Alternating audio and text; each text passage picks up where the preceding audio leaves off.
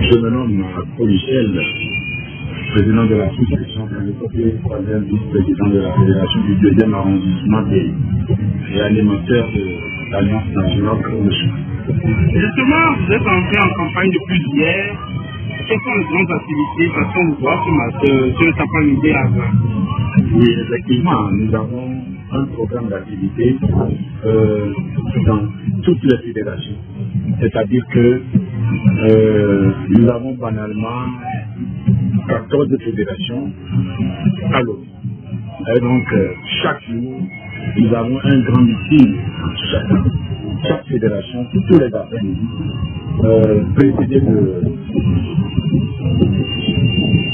d'une caravane. Et vous êtes à Gand cet après-midi? Oui, tout à fait.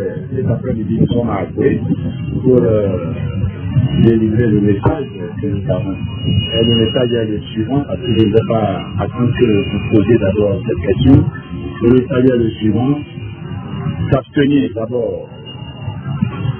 Dire que dans la politique de la chaise vide, ne pas aller voter, c'est ouvrir le boulevard à M.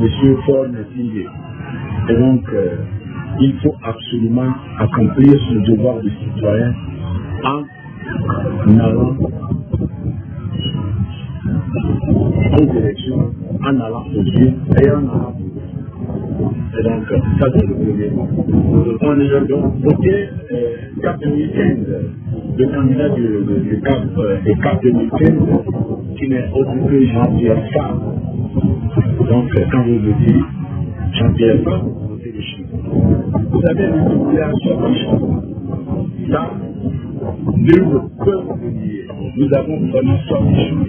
C'est-à-dire que nous avons voulu le faire pendant plus de 30 ans, disons 40 ans. Et on aura encore le fils qui fera encore 50 ans, peut-être 70 ans. Mais alors là, le Togo n'est plus une république. C'est pas un problème, comment vous l'appelez, xénophobe ou racial. Hein. C'est un problème normal. Nous sommes tous Togolais. Toute autre personne peut venir, mais de faire en fils là, mais ça là, vraiment on est fatigué. Nous avons besoin d'une alternance, d'un changement, d'un vrai changement. Une autre personne vienne, même si une autre personne vient venir, pour lui qu'il gagne. Mais notre problème essentiel est que nous voulons que tout soit clair. Nous voulons que tout soit clair. On programme les vrais résultats. Plus des élections cliquées. Et puis de deux, la dernière fois, les semaines qui ont passé, nous avons entendu le ministre de l'administration territoriale menacer la population si quelqu'un sort lors de la proclamation des résultats, il le mettra au frais. D'accord. Mais si quelqu'un proclame de faux résultats, on va lui faire quoi? Nous avons besoin de vrais résultats pour que le pays soit tranquillisé, pour que tout soit clair. La traçabilité en dessous. Nous avons besoin de vrais résultats, nous n'avons pas besoin de guerre. Le Togo est un pays indivisible. Il est unique et indivisible. Nous sommes fils d'une même nation, d'un même pays. Il faut qu'il y ait la paix et la concorde. Ça, c'est incontournable.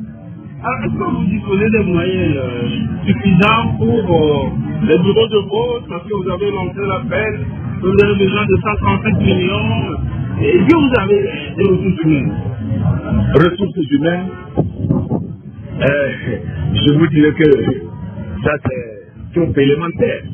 Nous en avons assez. Ressources humaines, nous en avons assez. C'est sur ces ressources humaines-là que nous nous sommes basés pour lancer cet appel de fonds. Parce qu'on n'aura pas de fonds. Et dire, bon, qui ira travailler? Nous avons des gens qui sont déjà sur le terrain et qui vont travailler pour nous.